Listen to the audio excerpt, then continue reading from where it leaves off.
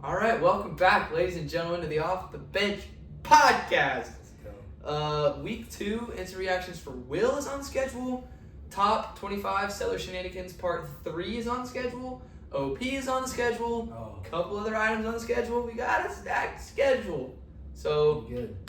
like last episode, no lollygagging. No, No lollygagging because we got stuff to No. get to. Couple of laundry items, couple of stuff to list off. First of all, a couple things are back on the show. Will is back on the show. Back. The Bible is back on the show. I left it at a friend's house, but it has returned. Where's the football? The football is gone. Our roommate ate the football, so the football is gone. Also, the magazine's back, which is big clutch. Akron. This is new. Akron is here as always. We got a new device on the screen today. Don't let it stop. Technology great. It's great, but you know what? We're a person-to-person communication system here, so don't let this get in the way. I know that this is shocking to some of you viewers that this is here, but don't worry about it too Use much. technology. We also have another technological item here that we're just going to discard of. We don't need that one. Well, I may need him. My rankings, dude. The rankings, very important. Come on, Will's got man. his rankings. Technology's I necessary can in do it today's on world. here next episode. But that's okay, because the notebook contains a lot of wise information today, as it always does. But we are going to start with Will's instant reactions to week 2 of college football. Y'all have already heard mine. If you're loyal fans, if you're not loyal fans, that's okay because you're watching this podcast, which makes us really happy. So Will is now going to give you all the nitty gritty of what he thought of week 2. Will, take it away. All right, instant reactions, week 2. You mentioned it. Something crazy was going to happen. I heard your episode with Alex, and you said something crazy is going to happen. Something crazy happened, man. Let's just go right to it. USF winning over Florida. I cannot believe this. I really can't. It is 2 days in. 2 days have passed, and I still cannot believe it. USF is such a scrappy team, and what impressed me most was their ability to win a game when, honestly, Florida didn't play amazingly. USF didn't play amazing either, though. Like, to me, they both played very similarly. And what's incredible, USF won. You would say, oh, if Florida rushes this amount, that is pretty close to USF. If they pass for this amount, which is pretty similar to USF, you would say that leans into Florida, right? And it didn't. USF, unbelievable performances. Byron Brown was amazing. And Florida, they got to fix it. They got to fix whatever's going on there. So much hype around them, and they lose this game. And what I look at is their schedule. What you have coming up. Can that team go 9-3? I mean, that only puts you at a chance to make the playoff, which a lot of people gave the Gators, thought they had a chance to. A lot of people did. But I just think they're too inconsistent at the time, and they got to fix that. So, crazy. You got anything on USF to say? Any agreements or anything? I think the fascinating part to me when I looked at this game, and I didn't watch most of it. I watched the ending. I didn't watch most of it. But I thought it was, and I said this in my reaction video, I thought it was eerily similar, the way that those two teams played. Exactly. Lagway and Byron Brown completed the same amount of passes. I believe they were within 3 total rushing yards or 4 total rushing yards of each other. So they ran the ball pretty much exactly the same. They threw the ball pretty much exactly the same. They played very, very similar games. To me, the reason that South Florida won was penalties late by Florida. They were very undisciplined, which is just the spit and other things. In the last drive, even they gave South Florida a chance more than they should have had. And also, just towards the end of the game, that last drive, it wasn't Brown, it was number 10. I forget his name, but he made a big play on the sideline. It looked Brown, like it was nothing. It looked like it was a stupid play call. Yeah. Brown just dumped it down, he caught it, broke 2 tackles, ran down the sidelines for 30 yards, and set him up for a field goal. Unbelievable. It just looked like, you know what, these games happen a lot. We saw it with Clemson and Troy. We saw it with Alabama against South Florida the last couple of years, where a really good team that's better, that's supposed to win, struggles. And yet they come out on top and we just all forget about it. But this team, this Florida team, and I when I was watching, I was like, oh, they're going to struggle, but they're going to come out on top like teams usually do. I thought that too. But they didn't. Nope. And a lot of that, in my mind, is coaching. which is a little aggressive because, and I don't mean to toot my own horn here. Toot my own horn. Sorry, I had a stroke. I don't mean to toot my own horn, but I said DJ Lagway was overrated, and both of us did. If you look at DJ Lagway in the offseason and said, oh, it's a Heisman Trophy contender, and you watch that game, sorry, you were wrong. Nope. Just straight up. Sorry. I don't get it, man. I do not get what is so amazing about him. Yes, he's got potential. Yes, he's got talent. Yes, he was a huge recruit and everything. But is he a top 4 player in the country? Like I had heard all country. Sorry, not all country. All off season long? No. So yeah, Florida's got to fix it. Very bad coaching. I agree. They were undisciplined towards the end. Moving on quickly because we need to go quick. Quick. We're going to go through Illinois real quickly. I was impressed with Illinois. Big win on the road. It only gets more difficult for them, but I wanted to talk about them. It was big for me to get this prediction right, finally. And honestly, towards the end of the game, Illinois dominated. Hank Beatty was great in this game. He had 8 receptions for 128 yards. He was super, super good. And I think this may have been Luke Altmaier's best offensive performance with his offense. I won't even lie. 45 points, pretty impressive. Their defense was also very good. And going up against a Manny Diaz coach team. Any other 11 o'clock games that I thought were super intriguing? There was Iowa State. Oh, Baylor SMU. Baylor SMU. I'm so happy the Baylor Bears won. Picked Baylor. Sawyer Robertson had to throw it 50 times. He threw for 440 yards and he threw 4 touchdowns. They did have a little bit of a better running game in this game. And I think they matched up much better with SMU, their offensive line, Bryson Washington, than Auburn. Auburn was able to stuff the run game of the Baylor Bears. And they win this one in overtime. And it looked like they were out of it, man. 38-24, I thought, oh, it's over. And I actually got to the point where I was like, yo, they may come back. They are doing better when I'm not watching. I decided to not watch it. Baylor won, came out on top, very happy. Grandfather went to Baylor, and always have loved the Bears. Ole Miss, Kentucky. We'll go over this one quickly.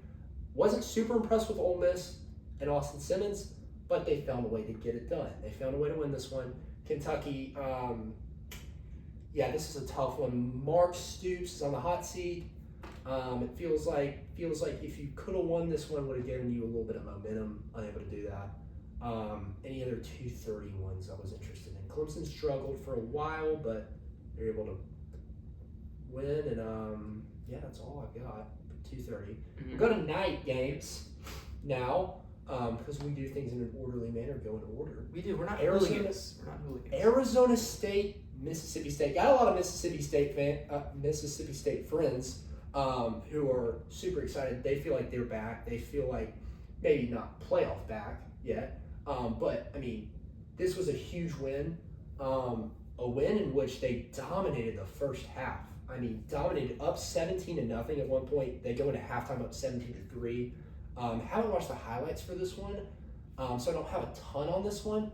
But to me, you do not blitz on 3rd and 9 and drop back into cover 0 like you did similarly against Texas on 4th down in overtime to give up a Matthew Golden touchdown. I mean, they was eerily similar. I just don't understand it. You live by the blitz, you die by the blitz. You got anything on that? Yeah, I don't get. Don't get me wrong. I get emotional on the podcast. I do. I share my opinions. I rarely get angry on the podcast. A couple things that made me angry this year. First of all, NC State. Will never not be angry about NC State, and they won this week, and it made me mad. Oh, they did. Also, Virginia? They beat Virginia. I think it was a close game, but also that made me so mad watching the replay of that. I was in Bryant-Denny Stadium. I was watching. I wanted Mississippi State to win that game. I was so happy they did. I'm so proud of that team. You could say that a feel-good story of college football this year. You could say right now. You could, currently, and I would hear you out. But I was mad because what the heck?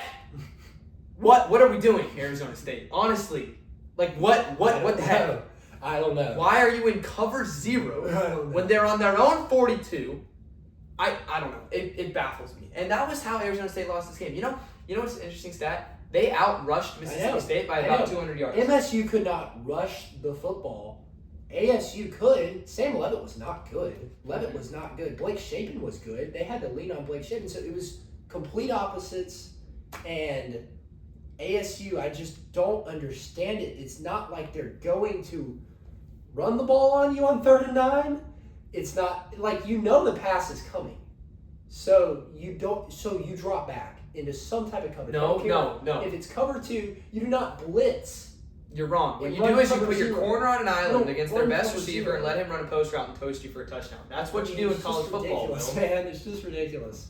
All right, try to be quick with that one. Oklahoma, Michigan, another game I haven't watched the highlights of yet, but I think John Mateer's really good. I know he was your Heisman. Who could have seen that coming, guys? Who could have seen it coming? I know he was your Heisman pick. If I had to pick I don't think I picked anybody, but I would have picked him. I think I don't remember if I picked anybody, but just John Mateer. I think he's just so impressive. I think he runs that Oklahoma offense so well, and what a win for Brent Venables, who coming into this year is kind of on the hot seat, which is kind of crazy because he hasn't had that much time to get anything going. It really doesn't feel like, but Venables and Oklahoma get the dub. They do have an intriguing game coming up in 2 weeks at home versus Auburn. It was announced that's going to be on 2:30 on week 4, which is what I'm intrigued in. But yeah, as for Michigan, the Wolverines couldn't pass the ball super effectively. I don't know if you blame Bryce Underwood that much. He is a true freshman, kind of expected this, I feel like. I'm honestly surprised it wasn't more. I'm honestly surprised Oklahoma only won by 11. I thought they were going to kind of just pull away and win by like 17 or so. So props to them. I think you have to give props to their front 7, their secondary. But yeah, that's all I got. Really awesome week. I think this week is not as good as week 1 or week 3. I think week 3 may be the best week just because it feels like the conference chaos is about to come, I feel like. So yeah. Oh, Kansas, Missouri. This was a good game. I did skip over this one. This one was a good game. A lot of points. Prabula was 30 of 39, 334 yards and 3 touchdowns. He wasn't that impressive to me watching the game, but his numbers are very impressive. But I don't know if I wasn't super impressed by him. But it was a good performance. Ahmad Hardy was okay. I don't think he's all that great for Missouri. I know a lot of Missouri fans were super hyped about him. I mean, he ran for over 100 yards. He ran for over 100 yards, but Roberts, I believe his name is Jamal Roberts. Wait. He had 143 yards in one touchdown. Wait, hold on. Just so I'm hearing this, I kind of dazed off. Did you say that you weren't that impressed with Bo Prabula? I wasn't that impressed watching him. Read his stat line. Read Bo Prabula's stat line. I know. It's some good numbers. Read it. It's read it right now. Numbers. Read the stat line. I said it a minute ago. Read it. 30 and 39, 334 yards, 3 touchdowns. What more do you want from the man? No. I know. But to me, from what I watching the highlights, I just wasn't. I don't know. I wasn't able to watch this one live either, but I was impressed. Outplayed Jalen Daniels. You have to give him credit. Kevin Coleman's great. I think if MSU could have kept him, man. So that's all I got for week 2. Sorry I couldn't do this video with you on Sunday, but that's what I got. Also, Army beat K-State. K-State, the Ireland magic voodoo crap happened again. It's real. They are the next possible FSU. So yeah. Well, thank you, Will, for that. You're welcome. Hey, are we gonna go over our pick'ems? Yeah, I mean, you rubbed it in my face. You rubbed it in my face last week. We got to, man. Yeah, I've made some good predictions for this week. I was a prophet with DJ Lagway and John Mateer. Nothing less, nothing more than a prophet. But we're gonna need, Jermaine, can you cue the sad music? Thank you. Jermaine? This is sad music. He's our producer. Thank you for the sad music. Wow, that's some sad music. This is Sarah McLachlan special. Bad news. I went 4 for 10 this week, ladies and gentlemen. I went 4 for 10. Hey, it's no laughing matter. I went 4 for 10. Will, on the other hand, went 8 for 10. Oh, 8 for 10? 8 for 10. Are you kidding me? I am not kidding you. Read off the... Of course, we're going to start with the good. We both had Iowa State. Iowa State won. We both had Ole Miss. Ole Miss won. We both had Missouri. Missouri won. And we both had Oklahoma. Oklahoma won. Which left us with 6 swing games. Well, no, that's not true. We both missed Florida, and we both missed UCLA. Every one of our swing games Will got right this week. It was rough. It was a rough day for me. Illinois beat Duke. I had Duke. Baylor beat SMU. I had SMU. What else? Arizona State. You got that wrong. You went 7 for 10. So my bad. And then Vandy beat Virginia Tech. I had Virginia Tech. Alex went 5 for 10. So Alex beat me. Did not beat you. It was rough. The only glimmer of hope through this whole thing is that I am still ahead. I'm 13 for 21, but Will is nipping at my heels, 11 for 21. So 2 behind. I need to come back with a good performance this next week. But we don't need the side music anymore, Jermaine. You can cut that off. Thank you, Jermaine. Anyway, next segment, because we forget. Sellers Shenanigans. Next week, we're moving on. Next week, I've got my top 25, Sellers Shenanigans. Now, another disclaimer, because I have to disclaim this multiple times, because the masses can forget. And I want to respect the masses as much as I can. I love the masses. They love to know this information. It's power rankings. Not merit? Not merit-based. And you know what? I have a treat. I have merit-based rankings, but I'm going to go power rankings first to show you the difference. So you have your merit. I do. I have my merit. I'm going to give that at the end of the Sellers Shenanigans. So USF at 2, right? We'll see. But just another disclaimer. These rankings are not who I think has played the best football and who I think deserves to be ranked higher. To me, it's who I think would beat another team on any given neutral field game. So just pick 2 teams, for example. 2 random teams. Random teams, FIU and UAB. Okay, FIU and UAB. So the way that the power rankings works, it doesn't care about those teams' records. It doesn't care about what their schedule is the rest of the year. It says, if I were to pick FIU or UAB in a neutral game, who do I think would win? Who would I have favored? I have no idea what the answer to that question would be for FIU and UAB. So you want me to choose another one? No, but that's the gist. That's the gist of my rankings. I'm going to start with notable teams that I left out. The 9 teams that I don't have ranked that I think are right there. Right there. First of all, receiving Vanderbilt. Votes. Yes, receiving votes, basically, because this is a committee process. It's not. It's just me. But committee, by meaning the different wavelengths in my brain are arguing about this. I got Vandy as almost there. Killed Virginia Tech in the second half. 34 unanswered points. Crazy. They outgained them by 300 yards in the second half. Unbelievable I think Vanderbilt. Vodtek's really bad. I disagree. They had South Carolina on the ropes. I didn't watch that game, but I still just don't think Vodtek's very good. I know I need to watch that game, but I loved watching them because those Vodtek receivers get up. Anyway, I've got Illinois just barely out. I know that you're crazy on Illinois. Great win this week against Duke. I just think that there are other teams that are better than Illinois. I got USF just outside. They've been impressive. I love what I've seen from them. They have great coaching. They have great fight. They have great talent. And these are teams. This is no shade on your team for being outside the top 25. I still think you're great, and it's so close. So it's really not an insult. For example, TCU I have next. TCU, if you're watching this, don't be insulted. You're right there. Josh Hoover's great. TCU, I got him right outside. I got BYU right outside. I got Mississippi State right outside. Great team. I just don't think they're upper echelon. I got Arizona State right outside, SMU, and Navy. All those teams, I think, have a lot of talent. They could make some noise this year. They're just outside. So, number 25 team is the team that was unranked last Sellers Shenanigans that squeaked their way in. I got Texas Tech.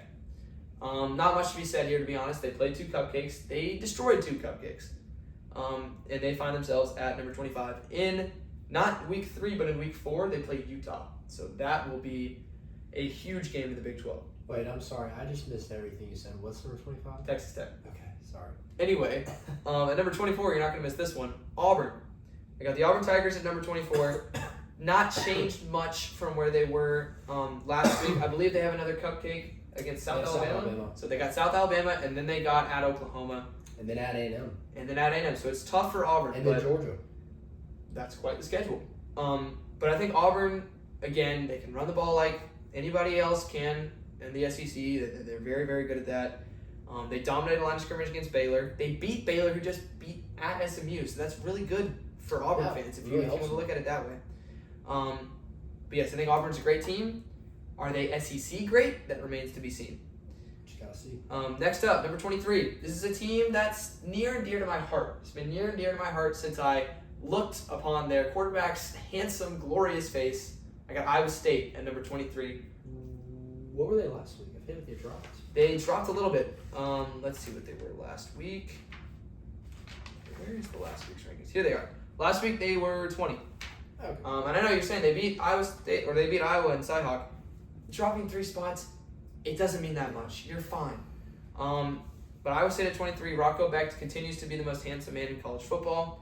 I think this team's secondary is one of the best secondaries in the sport. It's definitely the best in the Big 12. And they got a little bit of pressure against Iowa. They got a couple sacks. I would never have thought it. It might be the only 2 sacks they get all year, but they got them. At number 22, I got a team that dominated statistically the border war. I got Missouri at number 22. Mm-hmm. This performance was very impressive for me. They got down early. They struggled at the beginning, which is that can't be a repeated problem is early game struggles, especially in the SEC. But they dominated Kansas from second quarter on.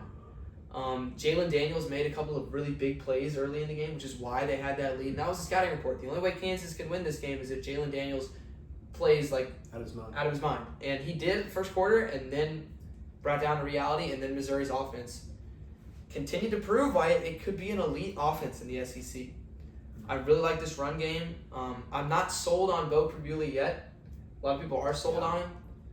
I'm not sold, but I'm considering buying stock. I'm impressed. I'm considering. If I get a call from a really great broker, I might buy his stock. I'm that close. Yeah, like as you said, I'm also sold. I don't know why. It just felt like when I rewatched that game, I was like, did he really throw for 300 yards? Like, he was good. I mean, he was solid, I thought, running and passing the ball. But it's just like, God, he was that efficient? Because it feels like he has some spots where it's like, oh, the game's moving a little fast for him. So he's got to, clean up some things. I think, that will come. He's pretty young still. But Missouri, man, they're a dangerous team. Are they ranked right now in the AP poll? I believe they are 25. Of course, and AP poll is just... What's crazy is they play South Carolina next week. Week 4. After they play Vandy. So it's going to be interesting. They got a couple big ones coming up. And yeah. We'll see what they can do. At number 21, I got the Michigan Wolverines. How much did they drop? Let's see. They dropped from 17 to 21. Not too far of a drop. It's fine, Michigan fans. Don't get too. I know y'all are starting to get restless. Y'all are starting to sit up and you want to yell at me for putting you at number 21. Just sit tight, okay? Because Bryce Underwood, he's still just as talented as he was when you recruited him. To me, the reason that they've been struggling and the reason that they didn't go out and win this game is because their receivers don't know that they're receivers. I think they think they're just kind of supposed to stand there and order farm. That might be what they think they're supposed to be doing. I don't know. Get open. Because it's tough to be a freshman quarterback going against Brent Venables on the road at night in your first true road game in college football, and your receivers are just staring at the butterflies all game. It's tough. It's tough to do. So what Michigan needs to do this offseason, I'm not saying throw away this season, but what Michigan needs to do this offseason is they need to go out and get him help. Yeah. Through the transfer portal. Recruiting. the recruiting, develop your guys, whatever it is, get him help. Because Bryce Underwood is still great. He was 9 for 24, but he's still great. So the defense is still really good too. But I don't think Michigan has a chance to make the playoffs this year. Based off of what I saw from their wide receivers. I wasn't expecting them to. I thought they were going to be good. Playoff good? No. But they won so many games last year because of their defense. And it looks like it kind of kept them in this game. You know, they limited John Mateer in that Oklahoma offense as much as they could. You know, like holding them to 24 is impressive, I think. But you just got to have an offense, and a wide receiver has to emerge. Whether it is Frederick Moore, whether it is any of the others, someone has to emerge. Because y'all can run the ball really well, really effectively, but you just got to have a passing game. You got to get Bryce Underwood a weapon at wide receiver. It would help if they had Colson Loveland another year. I'll tell you that. Awesome. I'll tell you that. I was watching a little bit of that Vikings versus Bears game. And I was thinking, if Michigan had Colson Loveland one more year, how huge would that be for them? Mm-hmm. They'd give him a safety blanket. For sure. So Michigan 21. Who's number 20? Number 20, I got Utah. Feels low for Utah just because they seem so dominant this year. I really like what I've seen from the Utes. I didn't watch their game against. Did they play? I think it was East Western Community College, California Tech's Institute of Whale Watching. I think is what it was. Is that right? I don't think so. I think that's right. So anyway, they dismantled the whale watching school. Before they dismantled UCLA, I got them as my highest rated Big 12 team. They played Cal Poly. Same thing. You know, there's no difference between what I said and Cal Poly. How dare you clarify that? But Utah's my highest rated Big 12 team, top 20. I think they're great. Again, they play Texas Tech week 4. That's the game. What's that? Who's their quarterback again? Yeah, you want to tell them who their quarterback is? Devon Dampier. Dampier. I love him. He's so awesome. I like him too. Utah's got a great defense. They're very well coached. Devon Dampier makes plays, especially on third down. It's not an easy thing to do in college football, and he does it. He's so effective. Watch out for Utah in the Big 12. Watch out for so many teams in the Big 12. Nobody's out of the race in the Big 12. Nope. Other than maybe like Kansas State. They seem pretty out of it. Sorry, Avery Johnson. Kansas State realized they weren't built for this. They realized they were not indeed built for that. At number 19. Dylan Edwards back, by the way? I have no idea. One play gets hurt, their whole season just crumbles. That's how they're offense. That's the guy on offense for them. Yes, Avery Johnson's going to be good this year, but I don't know. All right, 19. 19, I got a team that has a huge game this weekend. Number 19, Georgia Tech. Yellow Jackets. Not getting enough respect. What were they last week? 19. They've been 19 the last 3 weeks consecutive. Wow. So I really like Georgia Tech. Of course, Haynes King is my favorite player in college football this year. I feel so emotional every time I think about that man. I really, really like him. I really hope he succeeds. I love Brent Key and how he coaches this team. I think it's a lot of fun. I think they can beat anybody. I think they've showed that they can beat anybody. I agree. And they play Clemson this week at home. 11 o'clock. We can't watch it. Go. I'm the most mad about that. I'm bringing my phone and I'm watching that game. What's so annoying is that's the only other game that I'm that's compelling during our game. Northwestern Oregon doesn't push anything for me. You're sleeping on the Wildcats? I'm sleeping big time on that game. I think I'm already asleep on the Wildcats. I think on this Monday night, I'm already asleep. But that game just bothers me. But every other game, I don't know. I just wish that was maybe USC versus Purdue. I am excited about that game, but I wish that was that. Anything other than that one. Maybe not Georgia, Tennessee. Maybe not LSU, Florida. Number 18 is also an interesting team because I have Clemson at number 18 going up against number 19 Georgia Tech. So that is pretty much right there. So basically, I'm saying that if Clemson was playing Georgia Tech on a neutral field, I would have Clemson winning. It is in Georgia Tech. Really edging it up, yeah. So we'll see what happens there with Clemson. you got handed a victory against Troy. I mean, they went in to the halftime down 16-3 against Troy. Could not run the ball at all.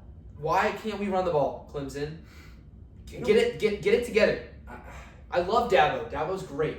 I have a lot of respect for Dabo. I think he's one of the best coaches of our generation. But you can't run the ball against Troy? What? Dabo? Am I I'm not wrong? gonna lie, they don't have very good running backs. Like, man, Adam Randall, Keith Adams, oh gosh, what's 26?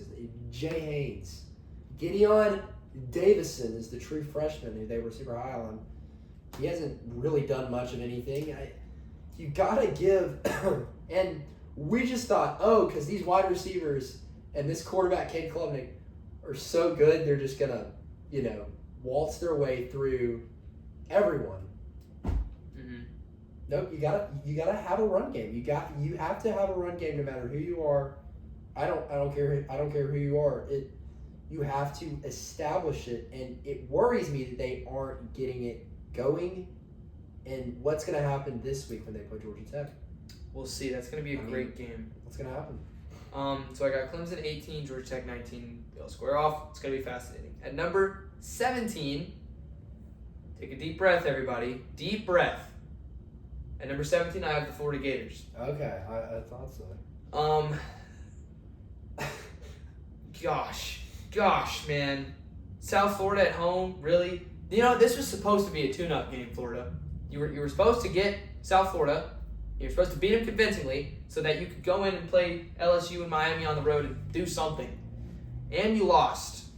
You didn't get blown out, but man, that was a rough one to watch as a Florida fan, as a college football fan. I thought it was funny because everyone and their mother thought Florida was going to make the playoffs, and they don't think they're going to make the playoffs.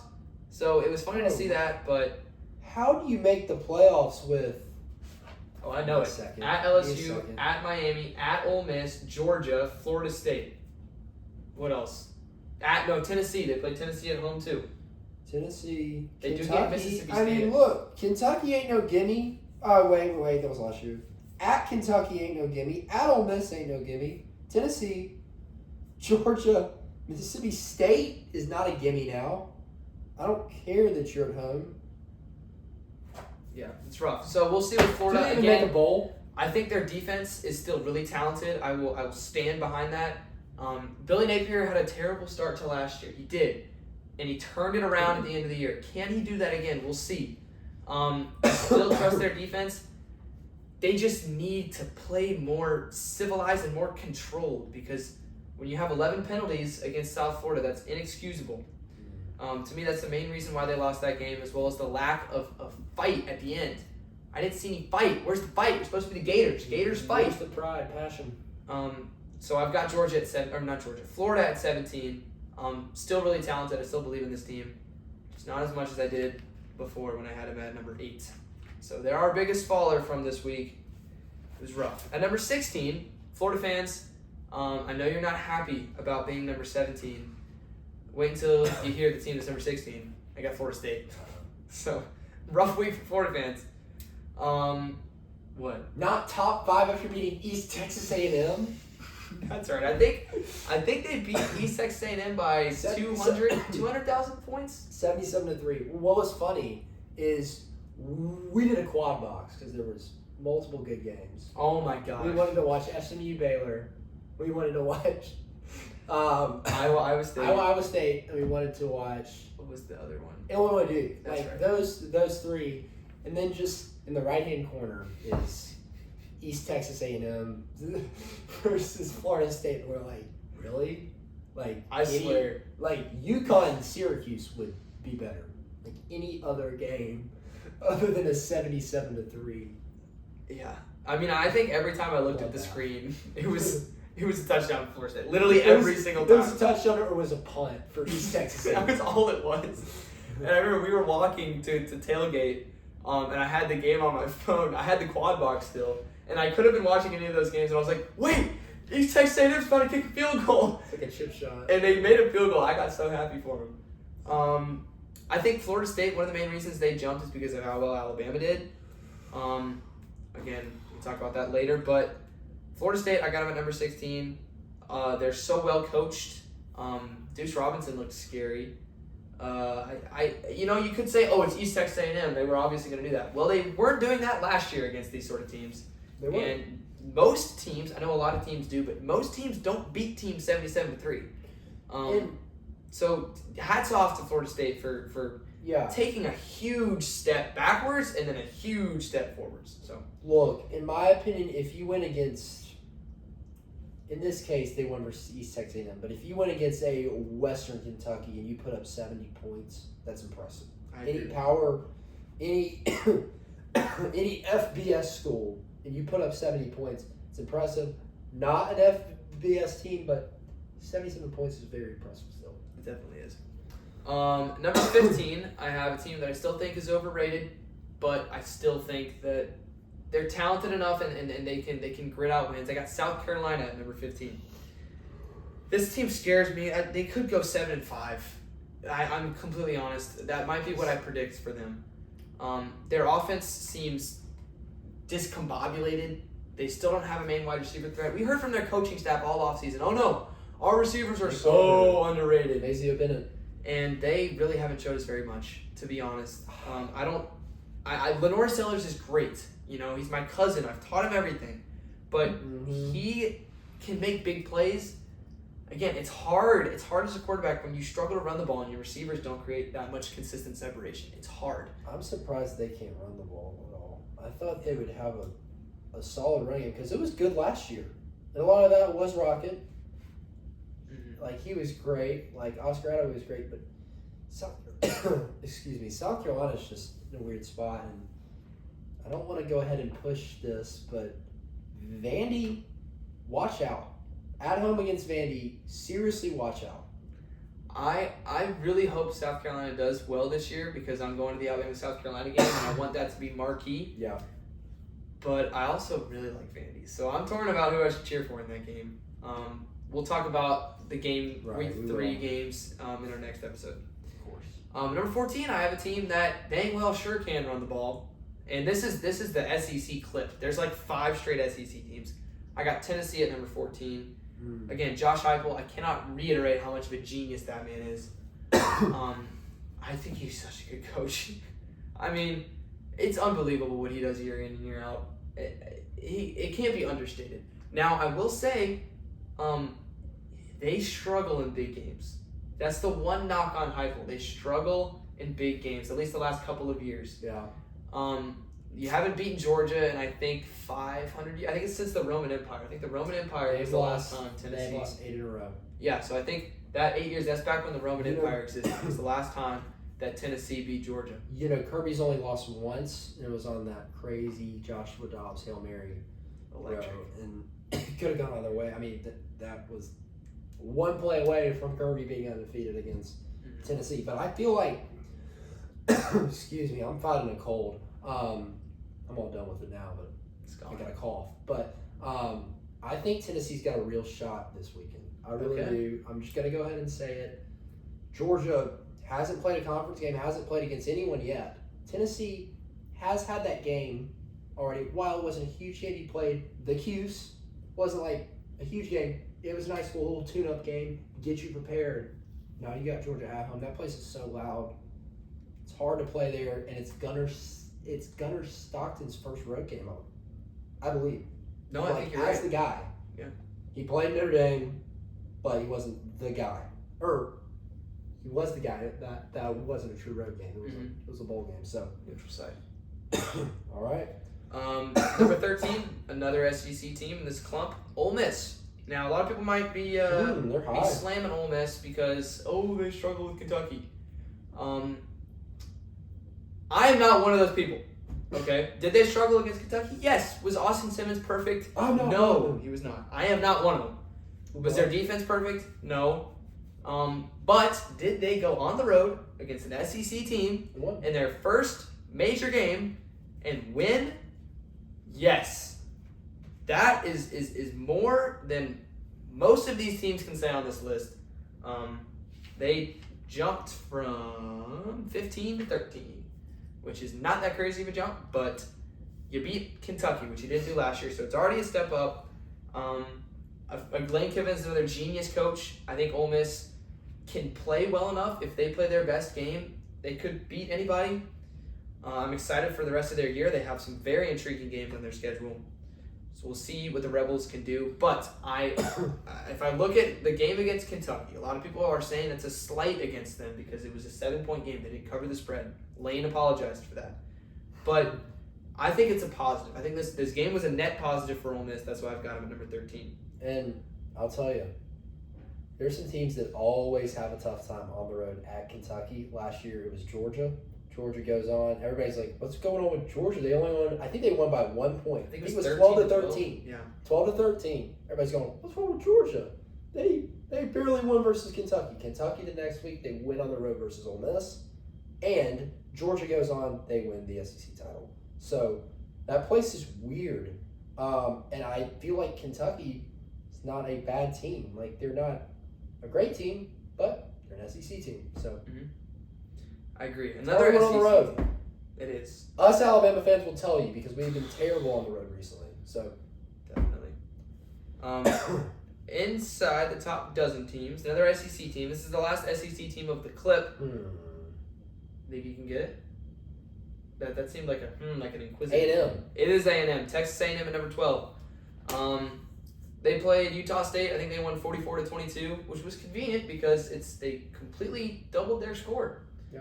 So if that was your goal, Mike Elko, great job, because both of those letters or numbers are divisible by 22. I don't think we expected 22 plus 22 is 43, bud.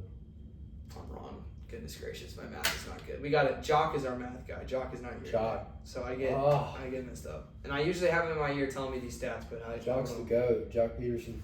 Yeah, but he was slacking. Praise legend.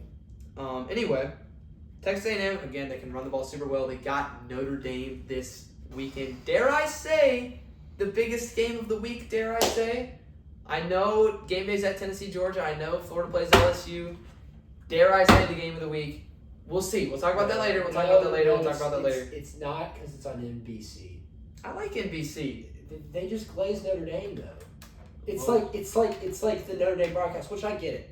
Like, there's a lot of Catholics in the world and like a lot of Notre Dame fans. It's a big brand. Like, but they glaze, and I'm like, I wish we could just get Chris and Kirk commentating a Notre Dame game, like a Notre Dame home game, at least like once. But it's always these random NBC commentators, whether it's Mike Tirico.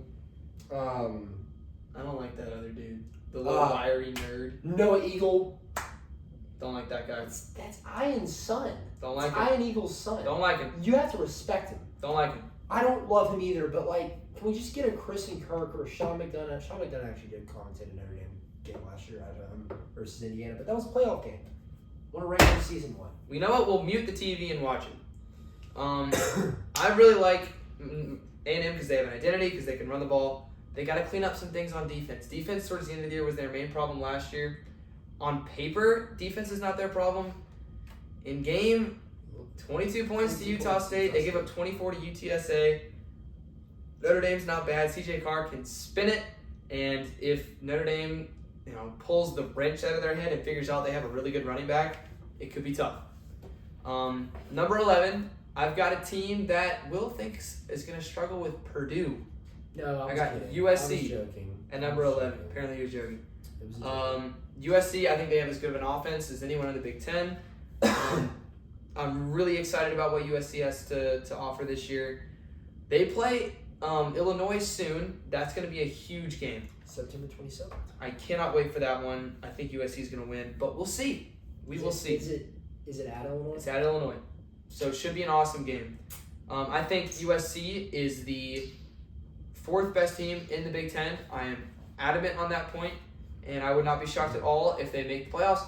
No one is talking about USC in the media right now. It's really weird. It's like a ghost town on USC. I mean, they they're have good. Had cupcake games. Yes, so but their roster is I so know talented. that's why, but it is weird they haven't talked about their roster at all. Even in the off, no one was mentioned. They haven't even sniffed the AP poll top 25. They're flying under the radar. They are, which is I think where you want to be at this time of year. I do too. So I really like USC. I like them at number 11. Now we got top 10. So you have your top 10, right? Yeah. Were there any teams that I had that you have on your top 10 that I You had Illinois. They dropped a spot to 10. It wasn't not a bad performance in my books. I thought it was a great performance, a very impressive one. Just dropped one, and so I got them at 10. Okay. Number 10, I have Notre Dame. Okay. I got the Irish. Notre Dame, I think, is still great. They lost, but it was week 1. They're coming off a bye week. Yeah. CJ Carr has more experience now. I think their offensive play calling has more experience with CJ Carr. I think they're going to trust him a lot more against A&M to not just throw screen passes to Jordan Faison. I love Faison, but I don't know. Yeah. Jeremiah Love should get more touches. This defense is still great. Please give Jeremiah the touches he deserves. They would give us a lot of really cool hurdle highlights. So I got Notre Dame top 10 team for sure. If they lose to A&M, it's going to be really interesting to see if they make the playoffs, even if they win out. To go to 0-2 right away would be crazy. So this is a huge game for Notre Dame. We'll get more into that in our predictions. Number 9, who do you have at number 9? At number 9, I have Oklahoma. Okay. I have OU. I was impressed. I can't put them above some elite competition just yet, but in my books, very impressive. And my rankings are kind of just my rankings. The rankings I'm going to put out there, they're not power. They're not. It's just my 10. I got them at 9. I was impressed. I need to see more from them when they play an elite team. I think I need to watch them play at Texas. Even an Auburn will help. That will help. Just them versus conference competition. You Okay. know? I think that will help. They don't have a conference game this weekend, do they? No, they play at Temple. At Temple. At Temple. They played them at home last year, so I guess they have home and home. Mm-hmm. I have Oklahoma at number 8, just for clarification. So very close. They are. I love. Oh my gosh, I love Oklahoma. This team. I've been so excited about this team. All of off. It's like Drake with Lil Wayne. That's how much I love Oklahoma. I think that this team. I'm not familiar. It's Wayne. Oh, Wayne. Oh, he's just so good. You know what I'm talking about? You haven't seen that clip? Mm-hmm. Uneducated. Anyway, Oklahoma at number 8. I really like John Mateer, of course. I've talked about that all season. He was my Heisman pick. His Heisman odds have shot up all of a sudden. I'm not going to say that I called that a little bit. I don't get to be right very often, so I was right about him. Against Michigan, again, he's got all of SEC play left. I could still tremendously be wrong. But I think this defense is elite still with Brent Venables. Deion Burks is still a stud, and he's healthy. He's awesome. The only concern I have about Oklahoma is their consistency in the run game. It hasn't been there. Really, it's all just John Mateer. Not really getting much from Jaden Ott and Javonte Barnes. Ott could still be banged up. We don't really know yet. I think Ott is banged up still. So hopefully they can get him healthy. Hopefully the offensive line, which was a main problem last year, can improve. So they can win SEC games. But I do believe Oklahoma is a not upper echelon college football team, but right in the next tier. Yeah. My number 9 team. So I got Notre Dame at 10, Oklahoma at 8. I got Bama at number 9. Okay. Alabama. We were gonna forget about the Florida State game. Don't forget about the Florida State game because they looked rough in that game. But Florida State is a really good team in my opinion. I got them at number 16. So it's not the worst loss in the world. In fact, by my power ratings, losing to Florida State is just like losing to Florida or Clemson or South Carolina. And those are not bad losses at all. And it was on the road. Alabama, still one of the most talented teams in the country. That still remains to be true. Ty Simpson, 17 for 17 last game. Perfect. They ran the ball all over. It was Louisiana Monroe, I understand. But they looked great. They looked like a top 5 team is supposed to play against a team like Louisiana Monroe. Agree. I think that, of course, Ryan Williams is still concussed. Is that a huge loss for Alabama? I don't think so. Who knows? If their receiver, if Jerry Bernard still plays like Prime Amari Cooper, then I don't really think they have much to worry about. Jeremy is so good, man. Jeremy is the man. Jeremy is the guy. Jeremy was incredible all game versus FSU. He was incredible again. He's off to a incredible start to this year. But there was some other younger guys that got playing time. I think it's really good to get those younger guys in so that when you go at Georgia, even going at FSU, I feel like we couldn't really put in the Latsier Brooks right away. That's why Latsier Brooks only got 9 snaps at FSU, and he got no touches as well. No passes, no targets. So against ULM, you can put in that guy because he's not gonna mess up anything, and it's nice to just get the guy acclimated. So he was great. Kevin Riley got the majority of our carries at running back, which is something to watch going forward because that was a shock. Nobody was expecting that. But as you alluded to, Ty Simpson 17-17. I don't care who you play against. If you go 17-17, it's impressive. And there were some impressive throws. The one to Isaiah Horton, it's huge. It's huge that he got a touchdown.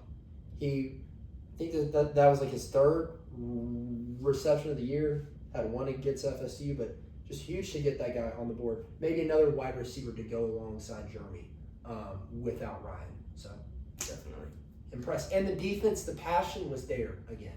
Justin Jefferson was flying around. He was everywhere. The secondary wasn't the problem versus FSU, but they were good again. And that rush, that's the only thing I'm a little concerned. That's why they're outside my top 10. That pass rush, I don't know. Our pass rush wasn't even effective against ULM, really. Not really. So you got to get it versus the Georgias, versus the Wisconsins, LSU's, Tennessee's. So that's a concern right now for me. Yeah, I agree. That's the main struggle point with Alabama is their edge rushes, which is so weird. Like, I don't understand how that's true. And that was a problem last year, and it's weird. Like that last game, we were able to flush out, I believe his name is Aiden Armenta, like a couple times, out to the right, out to the left, and we just can't bring him down. Like, we can't. I get the guy's fast, he's a little shifty, but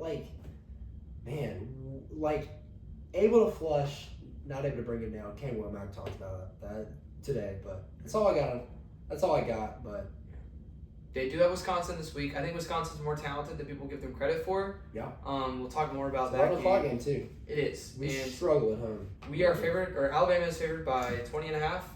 If I was a betting man, I am taking Wisconsin. Me too. I think it's going to be a one-score game. We'll see. We'll make predictions on the games next episode. Right now, I'm leaning that. Who did you have at number 8? Number 8, let me just look. I think I have Notre Dame. Okay, so we already talked about Notre Dame. Let me see. I have Notre Dame. Notre Dame at 8. Number 8. Number 7, I have Miami. Me too. Okay, Miami's got Miami number 7.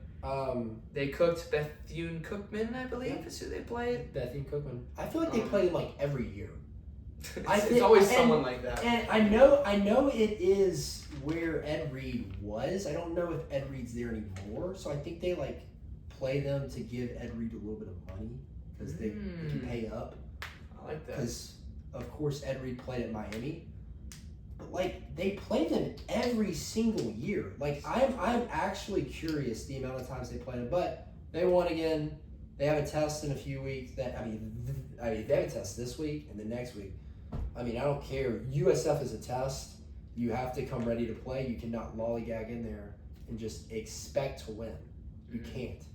So Florida did. They lollygagged in there. Lollygagged to the highest extreme of lollygagging. And got penalized for it. People say that, getting big nooned is a really bad thing. If you're Penn State, you get big nooned. You have your biggest game of the year against Penn State. That's the second worst thing you can get. The worst thing you can get is CW'd. Oh my God. Not for your team, but just for viewing experience. That network is buns. Those field goal views. So I'm gonna have to watch Miami, South Florida through a toaster because CW Network consists on putting college football on their schedule. It's ridiculous. Again, I don't get angry that often, but some things make me angry. CW Network is one of them. Miami, of course. I've talked about them a lot in the previous podcast. I don't really have much else to add. I got them at number 7. Number 6, I have LSU. Okay. Who do you have at 6? I have Texas. Okay. I have Texas. They moved down a little bit for me. I have them at 4. I just put a couple teams over them. That's fine. I'm actually gonna put PSU at 6. I'm gonna switch PSU from 5 to 6. I feel more confident with them at 6. So Texas, you get pushed up to 5. Good for Texas. LSU is their number 6 for me. I think they're getting a tad. Well, it's interesting. I think after week 1, they were getting overrated to the highest extreme. They did get a big win against Clemson, and their team is really talented again. I love the defense of this team. It's so much improved, especially Whit Weeks and Mansour Delane. Those are 2 awesome players. Just going to say it again. Mansour Delane and Whit Weeks. I love Mansour Delane. Mansour Delane is and just Whit great. Weeks. Great ball players. I have a number 6. I think they were overrated coming into week 2. I think people were making way too big a deal about them struggling with La Tech. I mean, LA Tech is a pretty good team, all things considered. And they won the game after a lot of teams go off a high and then they really, really do a really big low. LSU, you won the game. If you beat Florida next week, no one is going to remember this game. So who cares? People that are saying they're going to win the national championship after beating Clemson, overreaction. People that are saying they're washed and they're buns and they're not going to make the playoffs after watching La Tech, overreaction. I think 6 is the perfect place for them to be. I really like this talented team. I think they could beat anybody. Number 5, I have Georgia. Not much to say on Georgia. You play Tennessee this week. That obviously is going to be a huge game. We'll talk more about that next week. People say, "Oh, you struggle with Austin Peay." Well, it was weather delayed. You won the game convincingly. There was never a doubt you were going to lose. I don't penalize them for that whatsoever. I have at number 4, I have Penn State. At number 3, I have Texas. So I go Notre Dame at 10, Alabama 9, Oklahoma 8, Miami 7, LSU 6, Georgia 5, Penn State 4, Texas 3. Texas, a lot of people are saying their offense is still weak. Is it as good as it was last year from what we've seen? Not really. But their defense is the best in the SEC. I still hold true to that fact. Yeah. And I think this Texas team can still beat anybody. I think they're the 3rd most talented team in the country. And I still trust Sark to work the offense out. I think they're going to improve. Much like 2023 Alabama, much like 2014 Ohio State. I think Texas will improve. As far as Penn State goes, you played. Who did they play this week? It was some random. I know it was Nevada in week 1. It was FIU. FIU. Wow, weak scheduling. Oregon in a couple weeks. We'll see how that one goes. Speaking of Oregon, I got him at number 2. I think you got him at number 2 as well. No, I do not. I have them at number 3. Ooh, so you have Georgia at number 2? Who do you have at number 2? I have LSU at number 2 still. LSU at number 2. I mean, I'm not worried about them that they have the best win. They have one of the top road wins. Okay. And I look at that as a little I like that more than like Oregon just killing the Cowboys at Oklahoma State. I think I look at that as a little more impressive. And I don't know, Oregon is weird. Like, I know they're good, but like I have to watch it play out against an elite team. You know, I have to watch it play out against an elite team. Is OSU elite? No. So I know they're good. I have them at 3. That's still a really good ranking. So I got LSU over Oregon. Now there's a chance Clemson could just not be great, you know. But I have LSU at 2. I'm not worried that they just be. Why are you like that? That they just won against Louisiana Tech. 23-7? 26-7? Why are you like that? You okay? Oregon won 69-3 against Mike Gundy. I know. That's his worst loss ever at Oklahoma State. And Oklahoma State's worst loss since 1927. Gundy's worst teams at Oklahoma State. This doesn't So, happen, Will. This does not happen. They've got a hurt quarterback.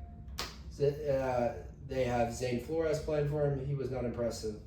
I've got Oregon at 3. Hey, it's one spot, dude. No, but you said I want to see it play out against. I want to see it play out against an elite. I trust Oregon more than I trust pretty much any team. I don't see OSU as an elite team. I think Oregon's well coached. That's why I've got them at 3.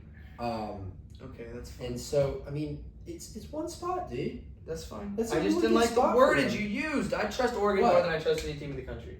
I don't. It's weird with Oregon. I don't know. It's weird. It's weird.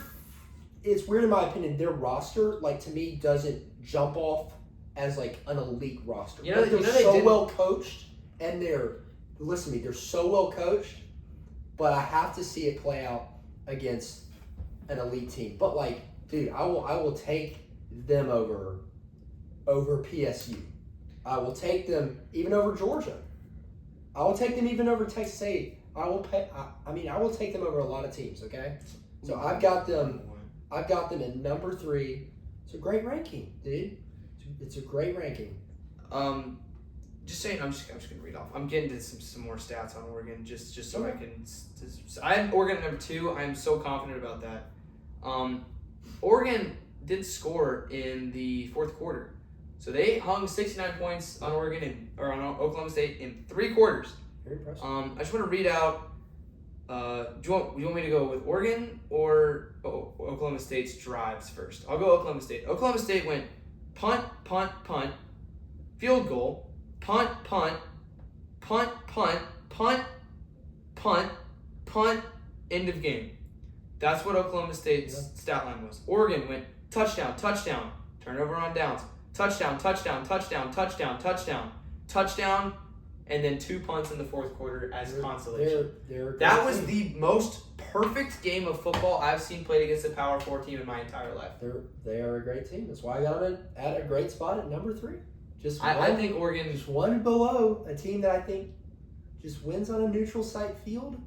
And I also credit wins. I credit those wins, and I like their win. Mine's a little different than you. It's not as much power. I kind of just look at everything. And I got LSU at 2. I think you have to reward the road win at Clemson. They probably should have won by more. I think, not just by 7 points. So I got LSU at 2. But I think we are in agreement on our 1. South Alabama. Ohio State. We got Ohio State at number 1. Not much to talk about there, I would say. It's Ohio State, best team in the country from what we've seen. Just a quick rundown for my top 25. I got Ohio State, Oregon, Texas, Penn State, Georgia, LSU, Miami, Oklahoma, Alabama, Notre Dame, USC, Texas A&M, Ole Miss, Tennessee, South Carolina, Florida State, Florida, Clemson, Georgia Tech, Utah, Michigan, Missouri, Iowa State, Auburn, and Texas Tech. Now I'm going to just do this quickly. I've got if the playoffs were to start right now, so if we were to have 2-week college football season and then playoffs, this is what I have for my playoffs, and this is completely 100% merit-based. So this is who has the best wins, who has the best resume. All right? So the 4 teams that I would have getting buys: Ohio State, USF, Florida State, and Miami. Totally merit-based. Mm-hmm. I think Ohio State is the best win in the country. South Florida has beaten 2 ranked teams. No one else can say that. Florida State has the 2nd best win in the country, and Miami has the 3rd best win in the country. I got Iowa State at number 5. They've won against both of their rivals. They're 3-0. No one else can say that. No one else has 3 wins. I've got LSU at number 6. Huge win against Clemson on the road. I got Oklahoma at number 7. Huge win against Michigan. Oregon at number 8. 69-3 against Oklahoma State. No one does that. Ole Miss at number 9. They won at an SEC team. Tennessee at number 10 for dismantling Syracuse. Vanderbilt at number 11 for dominating Virginia Tech. And Auburn at number 12 for beating Baylor on the road. Just outside the playoffs, I would have Georgia Tech, Missouri, South Carolina, and TCU. To me, that's what the AP poll should look like, because it's completely merit-based. But what the AP poll does is they try and combine the 2 things that I just read out to you. They try and combine the power ratings and the merit-based rankings, and then it doesn't make any sense. And it's stupid. I have a name for the AP poll. I'm not going to say it because it's rude to the certain demographic of people that I associate it with. But I think it's the stupidest thing ever. Don't look at the AP poll because it'll just make you mad if you're an actual college football fan. Hey, we got 10 more weeks and they do not matter. I just try not to pay attention to it. I try not to pay attention to any rankings. It doesn't matter right now. It'll matter when the real college football playoff rankings come out. So if it grinds anybody else's gears, just wait till that. Just try not to pay attention to it. I don't know. It's not good, but It's not. it's pretty meaningless, you know. I know it when all of the crazy games are on, it's this is number 5 Miami versus number 18 USF. Oh, this is a ranked matchup like that. That drives, you know, probably just people to watch the game. But is it like the true ranking? Is it the right ranking? No. So, and it will never ever look like the, you know, perfect ranking because it's all so just opinions based. But that's what I got on it. Yeah. Well, what is important and what does need to be discussed in a calm manner is the OP segment. Again, if you're unfamiliar with the OP segment, it's a very classy segment. We don't raise our tones. We are respectful of the space of one another and of everyone in the college football community because OP, it demands that type of respect. And if you're unaware, OP stands for over exuberant, perhaps. And it's a segment where we talk about those college football fans that are maybe a little over exuberant in their takes and their opinions and in their wild thoughts of the way the season is going. I would like to kick it off with the LSU Tigers and my over exuberance, perhaps. I have heard a lot of fans hound the LSU Tigers for only putting up 23 points in their game against Louisiana Tech. I've got one word, 5 letters, chill. They won the game after winning a big game against Clemson. Just because they only won by 16 doesn't mean that they're the most disappointing team in the history of college football. I've heard that a lot. They're fine. They're 2-0 with 2 good wins. What's your point, sir? It is week 2, and you don't necessarily want to show your entire offense to anybody. Especially whether Florida. it's Florida, whether it's any other conference teams. You don't want to show your entire offense to teams when you have enough talent to win against Louisiana Tech, like we saw. It didn't have to go, like into their entire bag of tricks. Nobody did that played those smaller games. And yeah, Georgia it was closer than some of the experts thought. So I think it's over exuberant. I agree. Do you have any over exuberant storylines? Over exuberant. Anything like I've got a couple more if you would like. I've heard of. I need to think. One over exuberant take is one that carries over from last week, and that is the over infatuation, the sort of teenage girl obsession with college football fans, with Arch Manning. I would like someone to explain this to me. How come people are criticizing Arch Manning? He's still one of the main topics of discussion of the college football weekend because he made a face when he threw a football. And yet I heard more about Arch Manning this weekend than I heard about Oregon winning 69-3. Than I heard about Miami or even really Oklahoma. I heard more people talking about Arch Manning than I did about Oklahoma's emphatic program-changing win against Michigan. It's crazy. Please, just don't talk about him for 1 week. See if you can do that. See if you can manage that, college football fans. Just watch the kid, watch him win 38-7, and don't inquire. Just back off. Just take a second. Think about how much you're imposing yourself onto this poor 20-year-old child.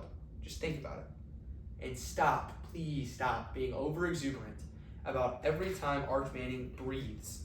Please. It's ridiculous. It's a little creepy, frankly. At least that's my over exuberance, perhaps. with Arch Manning. I mean, I said it last week. I don't understand everyone that is all in this man's grill.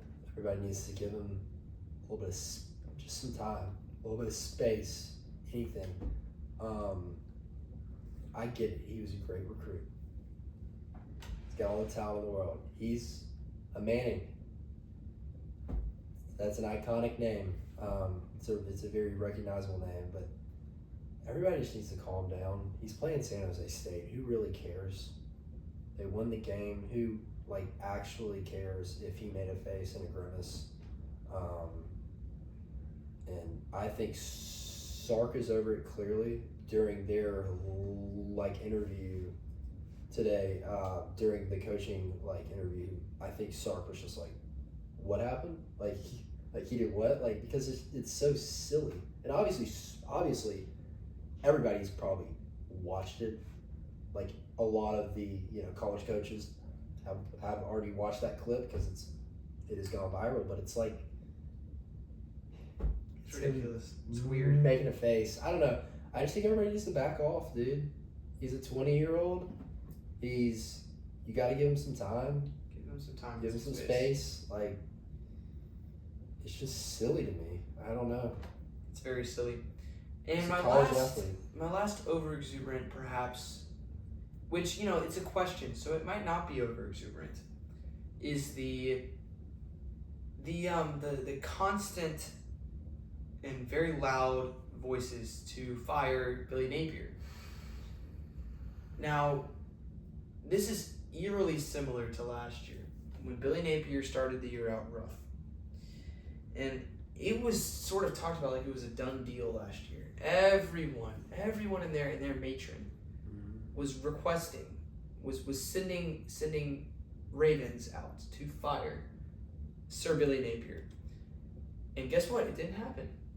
And they won a lot of big games at the end of the year. Is this that same thing? Or are the Gators maybe supposed to move on from Napier? Yeah. It's an interesting question. In my opinion, you have time. Be patient. If you get blown out by LSU, if you get blown out by Miami, and you go 4-8, it might be time. But if, just like last year, you win a couple big games, you wait until next year when you get a much easier schedule, maybe see how he performs then. I wouldn't fire him yet, if it were me. But that's just me. What do you think? To me, I don't think they're going to make a bowl game. To me, I think I just don't see it with the teams they play, the road games they play, every game on the schedule. That was your most winnable game for the rest of the year. And it's crazy to say that because it's USF. They're not a bad team. They're not a horrible team, but is FSU better than them? Yes. Is MSU better than them? Maybe now. Kentucky, okay, maybe that's the one, but they're an SEC school still. And I think when you looked at what happened last year, yes, Napier struggled at the beginning of the year, but he was playing some good teams. He was playing Miami's of the world, the Texas A&M's of the world, and he struggled right away mightily. You play USF this year, there's so much hype around Lagway, and you go out and lose it, I think there's a lot of trouble. I think that he's in a lot of trouble. I think this was not supposed to happen by any means, and it happened, and I think it's just put him in a spot that I don't think you can come back from. I wonder if the locker room changes, that will show a lot to all these Florida Gator fans, these boosters that may ultimately say, it's time to go, Billy. So I think, yes, you can turn it around. Do I think it will get turned around? I don't think so. But I said this last year. I think everybody said it last year. But I don't see it now. You can't lose to USF. It's can't. What happens now? I think there's more uncertainty, and so that's what I got. I agree with a lot of that. I got another one. Okay, what is it? Florida will not make a bowl game. Over exuberant, or perhaps? I think that I would still project them to go to the bowl game. You would? I think they're still very talented. I think that this could be just as it could be Kalen DeBoer's bright spot this year. If he uses such a bad thing to propel his team forward, we could see the same with Billy Napier. Okay. I don't think it's crazy. I don't think it's over exuberant to say they won't make the playoffs, or not the playoffs, but won't make a bowl game. But I disagree. I still think they'll make. You still think so? But it's not a crazy. It's not. Alabama's going 3-9 over exuberant. So, I disagree, but not over exuberant.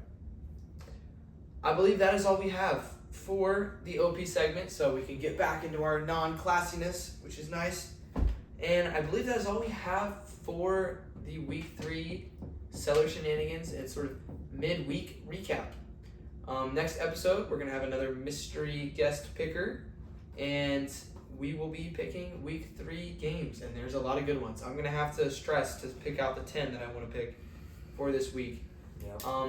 So thanks everyone for watching on YouTube, listening on Spotify, whatever it is, we appreciate it. This was a fun one. Next one will be a fun one. The one after that will be a fun one. And believe it or not, the one after that is going to be a fun one. It's going to be a fun one? So if you want to have fun. I think all these are fun. I think they're all fun too. I agree with that. You have any messages for the people?